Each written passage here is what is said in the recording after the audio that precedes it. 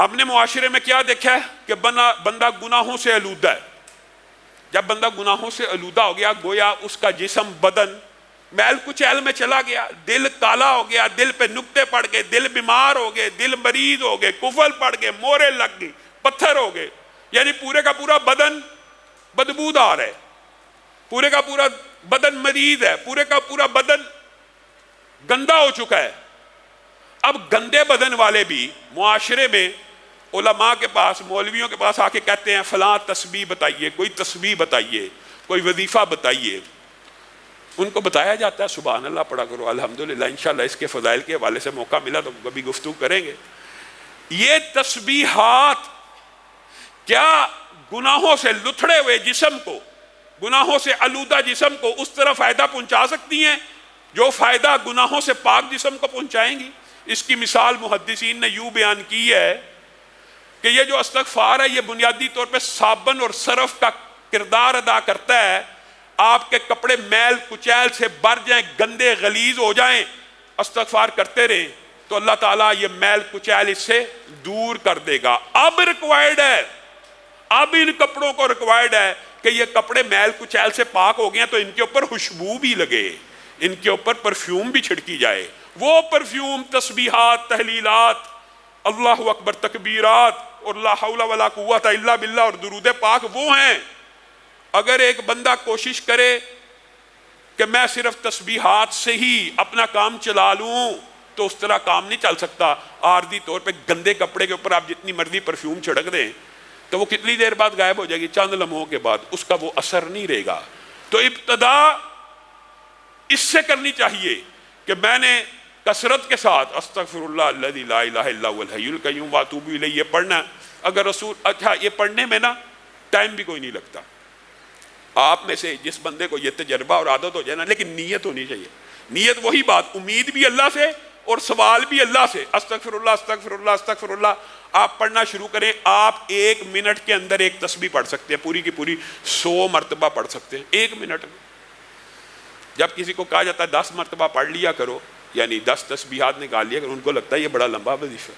لیکن اگر آپ یہ کر کے دیکھیں گے, آزمائیں گے, تو پھر آپ کی زندگی کے اندر حالات بھی بدلنا شروع ہو جائیں گے. اور عبداللہ ابن عباس کی حدیث اور قرآن کی اس آیت کے مطابق اللہ تعالیٰ پہلی بات آپ کو گناہوں سے پاک کرے گا, پھر آپ کو مال دے گا, پھر آپ کو اولاد دے گا, پھر آپ کو رہائش گاہیں دے گا جن میں بڑے بڑے باغات ہوں گے. پھر ان باغات کو بھی اللہ خود ڈیکوریٹ کر کے دے گا. یعنی آپ کے پاس ایسے وسائل اسباب پیدا ہو جائیں گے کہ آپ ڈیکوریٹ کر سکیں, یا آپ کی کھیتیاں ہوں گی, آپ کے باغات ہوں گے جن پہ وافر پھل آئے گا. یعنی ہر طرف سے رزق کی بارش کہاں سے آئے گی؟ اس استغفار سے آئے گی.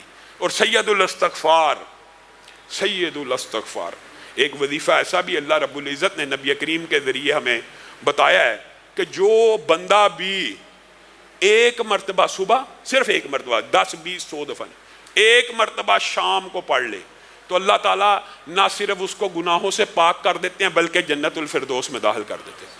آپ اور میں یاد تو کرتے نہیں, سب جائیں بخاری شریف اٹھائیں, سید الاستغفار دیکھیں کیا کہاں لکھا ہے, پڑھیں اللہم انت ربی لا الہ الا انت خلقتنی وانا عبدک وانا علی عہدک ووعدک ما استطعت اعوذ بک من شر ما صنعت ابوء لک بنعمتک علی وابوء لک بذنبی فاغفر لی فإنہ لا یغفر الذنوب الا انت. یہ یاد کرنا مشکل نہیں ہے. بعض روایات میں لفظ ابو لک بذنبی اور بعض میں ابو بذنبی, دونوں میں کوئی فرق نہیں ہے. 19-20 کے حرف کے فرق سے دونوں روایات موجود ہیں, آپ پڑھیں. یہ سید الاستغفار ہے, آپ اس کو صبح 1 دفعہ پڑھیں, 1 دفعہ شام پڑھیں. اپنی زندگی کا معمول بنائیں کہ ہم نے استغفر اللہ کی جو تسبیح ہے نیت کے ساتھ, ارادے کے ساتھ, گناہ نہ کرنے کے عزم کے ساتھ, ہمیشہ کے لیے چھوڑنے کی نیت کے ساتھ اس گناہ کے اوپر نادم ہو کے کرنا ہے, تو اللہ رب العزت یہ سارے کے ساری 6 کی 6 برکات آپ کے اوپر نازل کر دے گا. لیکن اگر آپ کی نیت میں گناہ چھوڑنا نہیں ہے, اس کے اوپر یہ ارادہ ہے کہ رمضان گزر جائے گا پھر وہ گناہ شروع کر دوں گا, یہ اللہ تعالیٰ کو مطلوب اور مقصود نہیں. ارادہ یہ ہو اللہ تعالیٰ قبر تک وہ گناہ نہیں کروں گا. اور میں آپ کو یہ بات بتلاؤں, یہ لوگ سمجھتے ہیں کہ یہ جو توبہ استغفار ہے یہ صرف گناہ گاروں کو کرنی چاہیے. آپ کے سامنے رسول اللہ صلی اللہ علیہ وسلم کر رہے ہیں, اور یہ صرف رسول اللہ صلی اللہ علیہ وسلم ہی کی سنت نہیں ہے، یہ بھی آپ کو بتلا دوں، یہ سابقہ جتنے انبیاء آئے ہیں ان کی بھی سنت ہے، اور ان کا ذکر بھی قرآن پاک میں موجود ہے۔ حضرت آدم نے توبہ کی ہے، قرآن پاک میں الفاظ موجود ہے نا، ربنا ظلمنا انفسنا، خود کا۔ حضرت نوح نے بیٹے کے لیے دعا کی نا، بعد میں کہا نا اللہ تعالیٰ مجھے معاف کر دے، میں نے اس چیز کا سوال کیا جو میرے پاس علم نہیں تھا۔ حضرت موسیٰ سے جب بندہ مر گیا تھا دعا کی تھی نا، توبہ کی۔ یونس جب مچھلی کے پیٹ میں گئے دعا کی، توبہ کی، لا الہ الا انت سبحانک انی کنت من الظالمین۔ تو گویا انسان کو یہ نہیں سوچنا چاہیے کہ میرے گناہ کم ہیں، میرے گناہ زیادہ ہیں۔ ہر بندے کو توبہ کی ضرورت ہے۔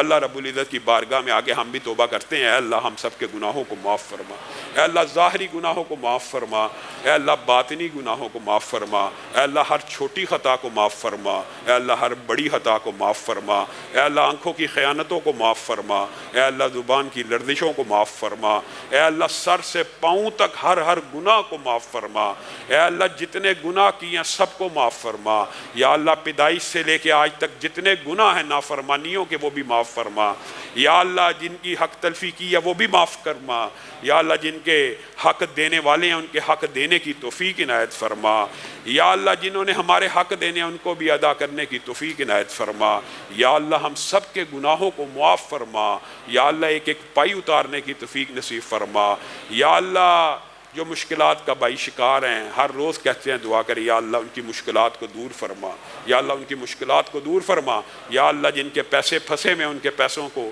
یا اللہ ان کے پیسوں کو ادا کروا، یا اللہ ان کے پیسوں کو واپس لٹا، یا اللہ جتنے لوگ پریشان ہیں یا اللہ ان کی پریشانیوں کو دور فرما، یا اللہ ہم سب کو رزق حلال فراہ نصیب فرما، یا اللہ ہم سب کو رزق حلال فراہ نصیب فرما، یا اللہ آپ سے التجا ہے یہ استغفار کا درس پڑا، یا اللہ سر سے لے کے پاؤں کے ناخن تک جسم کے جتنے اعضاء نے جو گناہ کیے ہیں یا اللہ سارے ہی معاف فرما، یا اللہ اس نیت پہ توبہ کرتے ہیں آج کے بعد گناہ نہیں کریں گے، یا اللہ سارے ہی معاف فرما، یا اللہ اس نیت پہ توبہ کر رہے ہیں یا اللہ کے اقرار بھی کرتے ہیں یا اللہ اپنی جانوں پہ ظلم کر بیٹھے ہیں، یا اللہ جہالت سے ظلم کر بیٹھے ہیں، یا اللہ غفلت سے ظلم کر بیٹھے ہیں، یا اللہ شیطان لعین کے شر کا شکار ہو کے گناہ کر بیٹھے ہیں، یا اللہ معاف فرما، یا اللہ ہمارے جسموں کو گناہوں سے پاک فرما، یا اللہ چھوٹا بڑا ہر گناہ معاف فرما۔